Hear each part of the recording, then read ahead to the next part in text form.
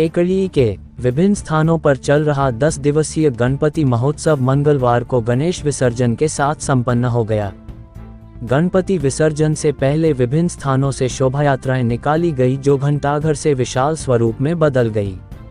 यहां से नगर के सभी प्रमुख स्थानों पर स्थापित गणपति की प्रतिमाओं को झांकियों के रूप में सजाकर जुलूस में शामिल किया गया। जुलूस में अनेक झांकियां शामिल हुई। गणपति बप्पा मोरिया, अगले बरस तू जल्दी आ, देवा ओ देवा गणपति देवा सहित अन्य गीतों की स्वर लहरी गुंजाते श्रद्धालु डीजे की धुन पर नाचते गाते जुलूस में शामिल हुए। नवयुवकों ने किया अखाड़ा प्रदर्शन, गुलाल उड़ाते, डांडिया नृत्य करते युवक युवतियों का जोश देखते ही बन रहा था। जुलूस में शामिल झांकियां लोगों को मोहित कर रही थी। नगर के विभिन्न अखाड़ों के नवयुवकों ने सामूहिक व्यायाम का हैरत अंगेज प्रदर्शन किया। लोगों ने गणेश प्रतिमाओं पर पुष्प वर्षा कर व गुलाल उछालकर रंगों से सराबोर कर दिया। जुलूस नगर के विभिन्न मार्गों से होता हुआ कचहरी परिसर पहुंचा, जहां गणपति बप्पा मोरिया व मंगलमूर्ति मोरया के जयकारों के साथ गणपति प्रतिमाओं को विसर्जित किया गया।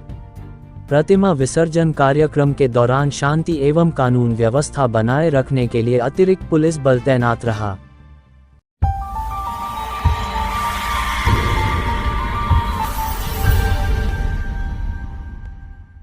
केकड़ी अजमेर मार्ग पर सड़क हादसे में बाइक सवार युवक की मौत हो गई। हादसा मंगलवार सुबह सरवार थाना इलाके में अजगरी चौराहे के समीप हुआ। सूचना पर पहुंची पुलिस ने शव को अस्पताल की मोर्चरी में रखवाया। प्राप्त जानकारी के अनुसार अजमेर कोटा राजमार्ग पर अजगरी चौराहा के निकट मंगलवार सुबह हुए सड़क हादसे में बाइक सवार युवक की मौके पर ही मौत हो गई। हादसे में बाइक भी बुरी तरह क्षतिग्रस्त हो गई। घटना के बाद मौके पर लोगों की भीड़ जमा हो गई। लोगों ने हादसे की सूचना सरवार पुलिस को दी। सूचना पर सरवार पुलिस थाने के एसआई बदरुद्दीन मय पुलिस जाब्ते के मौके पर पहुंचे और शव को सरवार अस्पताल की मोर्चरी में रखवाया। मृतक युवक की पहचान टोडा रायसिंह थाना इलाके के सेतिवास गांव निवासी आशाराम गुर्जर 30 पुत्र अंबालाल गुर्जर के रूप में हुई। पुलिस ने मृतक युवक के परिजनों को सूचना दी, जिस पर परिजन सरवार अस्पताल पहुंचे, जहां पर पोस्टमार्टम के बाद शव परिजनों के सुपुर्द किया जाएगा। आशाराम गुर्जर केकड़ी में एक फाइनेंस कंपनी में काम करता था।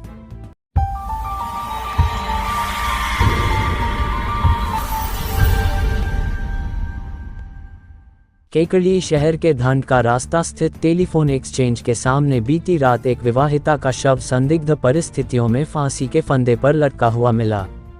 सूचना मिलने पर सिटी थाना पुलिस मौके पर पहुंची और पीहर पक्ष की मौजूदगी में शव को फंदे से नीचे उतरवाया। पुलिस ने पंचनामा तैयार कर पोस्टमार्टम के बाद शव पीहर पक्ष के सुपुर्द कर दिया। पुलिस ने मृतका के पीहर पक्ष की रिपोर्ट पर पति समेत अन्य के खिलाफ भारतीय दंड संहिता BNS की विभिन्न धाराओं और दहेज प्रतिषेध अधिनियम के तहत मामला दर्ज कर जाँच प्रारंभ कर दी है। प्राप्त जानकारी के अनुसार जैतारण निवासी अंजू 24 पुत्री लक्ष्मी नारायण जीनगर का विवाह 6 महीने पहले 6 मार्च 2024 को केकड़ी में धंड का रास्ता स्थित टेलीफोन एक्सचेंज के सामने रहने वाले दिव्यांशु जीनगर से हुआ था। बीती रात अंजू ने कमरे का दरवाजा अंदर से बंद कर लिया और फांसी के फंदे पर लटक कर अपनी जीवन लीला समाप्त कर ली। काफी देर तक दरवाजा न खुलने पर पति और अन्य परिजनों ने दरवाजा खटखटाया, लेकिन अंदर से कोई जवाब नहीं मिला। इसके बाद खिड़की की ग्रिल तोड़कर देखा गया तो अंजू फांसी के फंदे पर लटकी हुई मिली। ये देखकर परिजनों के होश उड़ गए। पुलिस को सूचना दी गई,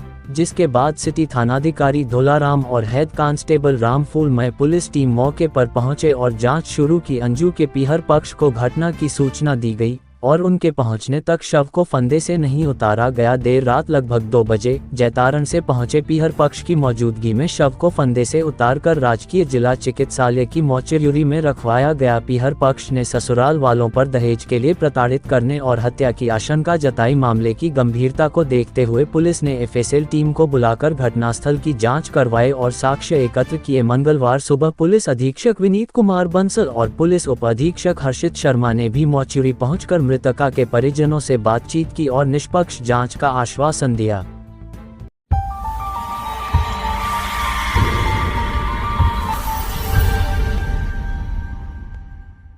केकड़ी सिटी इलाके के काजीपुरम में मंगलवार सुबह एक युवक ने संदिग्ध परिस्थितियों में फांसी का फंदा लगाकर आत्महत्या कर ली। सूचना पर अस्पताल पहुंची सिटी थाना पुलिस ने पोस्टमार्टम के बाद शव परिजन को सौंप दिया। प्राप्त जानकारी के अनुसार काजीपुरा निवासी दीपक 25 पुत्र गुलाबचंद ने सुबह चिटकनी लगाकर कमरे का दरवाजा बंद कर लिया और पंखे पर फांसी का फंदा लगाकर लटक गया। थोड़ी देर बाद परिजन ने दरवाजा खुलवाने के लिए आवाजें लगाई, अंदर से किसी तरह का जवाब नहीं मिला। फंदे पर लटका मिला शव। परिजन ने दरवाजा तोड़कर अंदर प्रवेश किया तो दीपक फंदे पर लटका हुआ मिला। उन्होंने दीपक को नीचे उतारकर राजकीय जिला चिकित्सालय पहुंचाया, जहां चिकित्सकों ने उसे मृत घोषित कर दिया। सूचना पर सिटी थाना पुलिस के एसआई बनवारीलाल मय पुलिस जाब्ता अस्पताल पहुंचे और शव को मोर्चरी में रखवाया। पंचनामा पोस्टमार्टम के बाद शव परिजन को सौंप दिया गया। पुलिस ने मर्ग दर्ज कर जाँच शुरू कर दी है। बताया जाता है कि युवक का विवाह 8 माह पहले ही हुआ था।